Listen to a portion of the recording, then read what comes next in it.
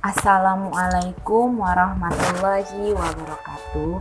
Perkenalkan, nama saya Inggit Neldi Rosanti, kelas 3I Fakultas Syariah dan Prodi Ilmu Pemerintahan. Nah, NIM saya itu 1051900412. Nah, saya ingin menjawab pertanyaan dari Bapak nih. Menurut pendapat saya sendiri, hukum adalah norma dan sanksi yang dibuat bertujuan untuk menjaga ketertiban, mengatur tingkah laku manusia, dan menegakkan keadilan.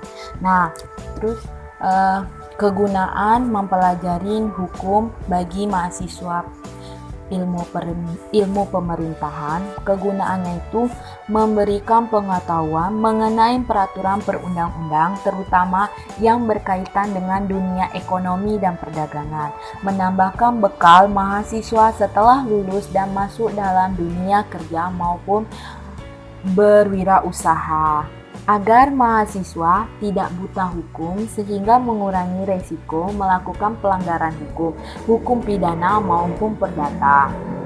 Nah, menghindari pembodohan hukum atau penipuan dari pihak-pihak yang mencari keuntungan dari ketidaktahuan orang lain. Dan yang terpenting, menambahkan wawasan hukum anak bangsa atau mahasiswa ilmu pemerintahan.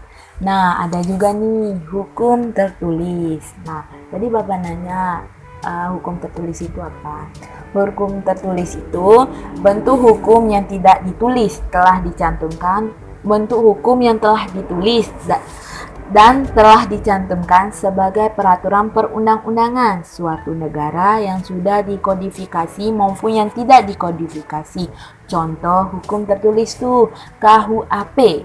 Nah, Kitab Undang-Undang Hukum Pidana. Ada juga nih hukum tidak tertulis. Hukum tidak tertulis adalah bentuk hukum yang tidak tertulis pada perundang-undangan atau hukum kebiasaan yang masih tetap dijunjung tinggi atas kepercayaan dan keyakinan, serta hukum yang tidak tercantum tetapi masih ditaati dan berlaku dalam masyarakat.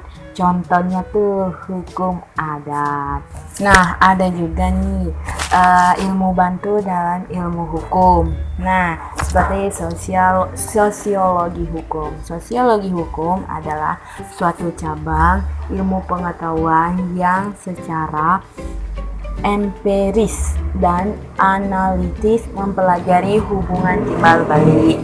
Kalau antropologi hukum adalah suatu cabang ilmu yang mempelajari bagaimana hukum sebagai bagian dari kebudayaan bekerja dalam keseharian masyarakat. Terus ada juga psikologi hukum. Psikologi hukum adalah dalam ilmu yang mempelajari hukum sebagai salah perwujudan perkembangan jiwa manusia. Terima kasih. Wassalamualaikum warahmatullahi wabarakatuh.